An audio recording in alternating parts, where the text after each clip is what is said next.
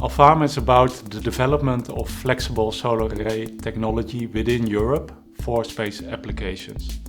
Today, more and more space missions require larger amounts of power and even extreme high amounts of power. The reason behind that is that more and more missions require electrical orbit raising, or they carry extreme high throughput communication payloads. At the same time, the volume within the fairing of a launcher is limited, meaning that the conventional rigid array technology that is currently produced does not suffice anymore because it just simply does not fit in the volume. For that reason, we are now developing flexible solar array technology. In order to do so, we have formed a consortium of 8 partners that each bring in their own expertise. And with that expertise, we can focus on all 3 main areas of solar array technology, being the cell, the photovoltaic assembly, and the mechanical architecture that is used to deploy the whole solar array wing in space. Well, the role of TF2 devices in the Alfama project was to develop and manufacture thin space solar cells. Here's an example of that. Typical space solar cells are actually attached to a brittle wafer, but we have developed a technology with which we can actually peel off the active part of the solar cell from the brittle wafer.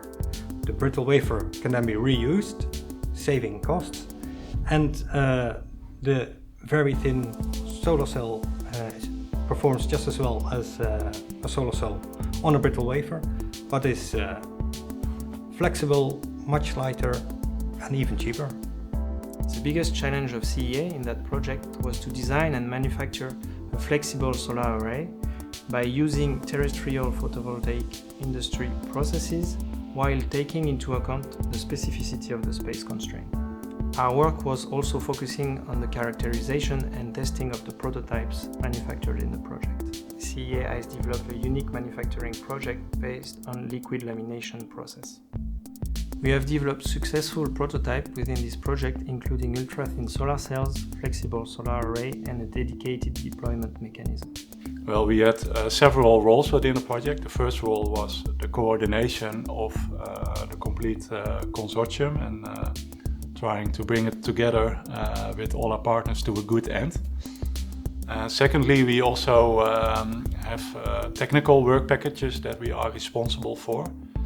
And they consist mainly of 2 parts. The first part is the realization of a prototype wing that brings together an innovative mechanical architecture, mechanisms to deploy a PVA, and a PVA that is delivered by our partners in the consortium. The second part of the technical work that we did is the development of zero-G ground support equipment. To test the deployment of a solar array for space application on ground, you need special support equipment to basically simulate zero gravity. This is a quite complex system for a flexible solar array.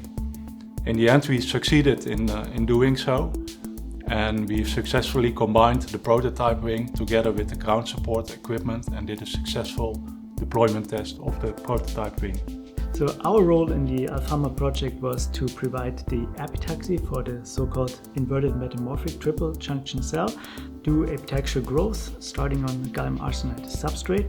We put in a release layer so that the wafer can then be released with the liftoff by TF2, and we then did grow the gallium indium phosphide top cell, then the gallium arsenide middle cell, and continue on to the gallium indium arsenide bottom cell. So the idea here is that you divide the solar spectrum into 3 parts by the 3 different cells: gallium indium phosphide for the highest energy part of the spectrum, gallium indium arsenide for the lowest energy part of the spectrum.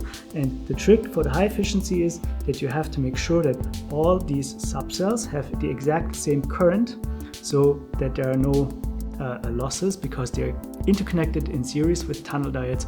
We also do that in one epitaxial growth. And the total stack thickness was about 15 microns and ranging with layers from a few tenths of nanometers to reached up to 3 microns for the thicker absorber layers. The biggest challenge in this project is to make sure that all new technologies that we develop work together. We have developed a new cell, we have developed a new voltaic assembly, and we have developed a new mechanical architecture to deploy the wing.